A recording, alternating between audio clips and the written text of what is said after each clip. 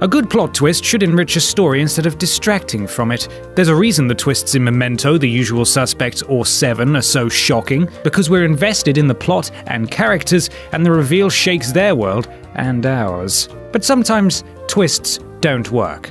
Sometimes twists are stupid. Sometimes twists wreck their films. As such, I'm Ben from What Culture, and here are the 10 dumbest movie plot twists of 2016. For God's sake, of course there will be spoilers. Number 10.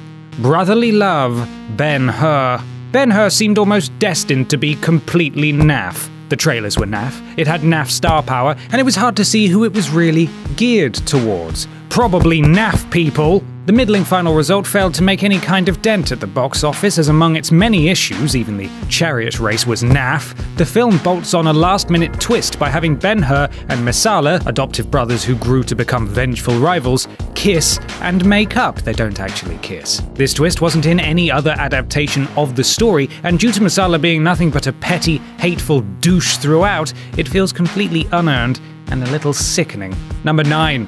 Dr. Okun is still alive. Independence Day Resurgence. Independence Day Resurgence was rubbish. The new heroes were rubbish, the plot was rubbish, and it just lacks the sense of fun the original had in spades. While Will Smith wisely bailed out in favor of Suicide Squad, the film tried to bring back every member of the cast it could. This includes, for no logical reason, Brent Spiner as Dr. Okun. Okun was a minor player in the original who quite clearly died after an alien used him as a puppet. Not so, claims the sequel, revealing the good doctor was actually put into a 20-year coma instead. What a load of eye-rolling nonsense. Number 8. Time Looping. Blair Witch. Since Blair Witch came from the writer-director duo who brought us You're Next and The Guest, it seemed like it might be a worthy successor to the first movie. But no, it's fairly average stuff. Its biggest mistake is copying the original structure, and while it does add some new elements to the mythology, none of them are worth watching the movie for. One of these new elements is the witch's time-looping ability, which is revealed at the end. This ability might have actually been rather spoopy with the right execution, but the movie sadly fumbles the potential and uses it as a convenient plot device to explain how the whole story is an endless loop. It even goes a step further by implying the witch is some kind of alien, but thankfully, it stops short of confirming that. Number 7. We're all pals here. Now You See Me 2. Now You See Me is a series built on stupid twists, and one might presume it had reached its peak stupid in the original when it was revealed that Mark Ruffalo's dogged FBI agent was actually the fifth Horseman. What? Somehow, Now You See Me 2 had to up the ante. The sequel reveals that Morgan Freeman's smarmy magic debunker, who caused the death of Ruffalo's magician father, is actually a senior member of the Eye, a mythical group of super magicians!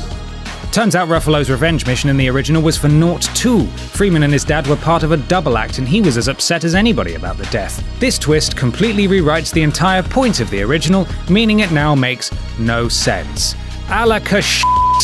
Number 6. Reacher's Not the Father. Jack Reacher, Never Go Back. Ladies and gentlemen, welcome to Tom Cruise Punches People and Speaks in Trailer Lines, the movie, the film, the movie. The book. The plot of Never Go Back has Reacher trying to clear the name of a friend while also trying to work out if he's the father of a precocious teen girl. Adding a sassy young sidekick to a franchise is never a good sign, but at least she manages to remain the right side of likable. Yet in the end, it turns out this subplot was for nothing, as it's revealed she's not his offspring after all. If she had been, it might have added some depth to Reacher's one-dimensional Superman character, but the story takes the easy way out and reveals the whole thing was a giant waste of time. Thanks for coming. Number 5. Fake Memories. The Girl on the Train. Here comes Emily Blunt, that actress who's simultaneously badass, upset, and utterly bewildered in every one of her roles. The Girl on the Train's story throws a few twists at the viewer and leaves Blunt's trustworthiness in question, since she's prone to violence when she gets blackout drunk. The thrust of the story is that she's accused of killing a woman her ex-husband had an affair with, but it's revealed her evil ex made her believe she was violent when drunk. This gave her false memories of events, and he actually killed his mistress in anger when she fell pregnant. The reveal here is so convoluted and badly handled it comes across as laughable instead of shocking, and requires way too many lapses in logic to work. Number 4. Dr. Brooks is the real villain.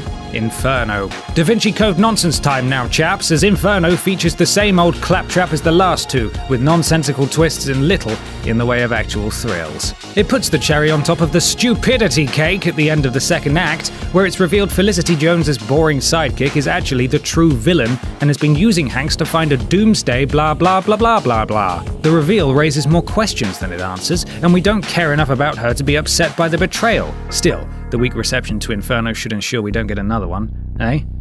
Good. Number 3. The evil nun is behind everything. The Conjuring 2. The Conjuring 2 works much better than it should, mainly thanks to director James Wan's deft handling of the horror elements. He's a master at building tension and paying off scares in creative ways, and despite the surprisingly long 2 hours plus runtime, it's never dull.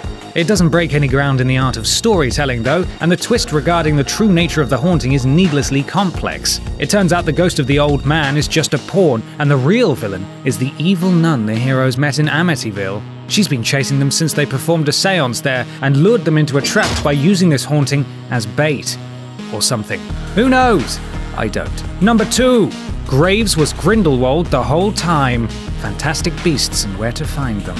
Johnny Depp's inclusion in Fantastic Beasts and Where to Find Them feels like a last-minute choice, with the actor's appearance being heavily promoted just before the release date. It feels odd they would choose Depp to portray the dark wizard Grindelwald, though, since the actor has been on a near-record number of box office bombs, and any hope he might bring his A-game is quickly dashed with his surprise cameo where it's revealed Colin Farrell's Graves is actually Grindelwald in disguise. Farrell's charismatic turn gives way to Depp hamming it all the way up like he always does. I suppose you could call him a shit nemesis for Dumbledore for whackers. Hashtag shit nemesis for Dumbledore for whackers. Number 1. Suicide is the answer.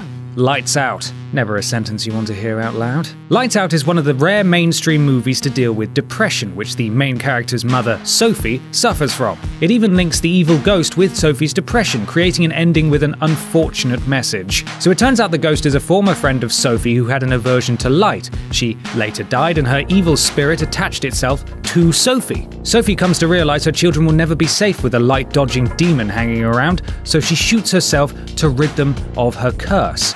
This happy ending carries the not-so-happy subtext that if someone with depression kills themselves, it will free their loved ones. It's a mighty f***ing stupid message to end a film on, and the director, who has suffered depression in the past, promises the eventual sequel will underline Sophie's decision caused even more pain and heartache, which is good in a really awful way.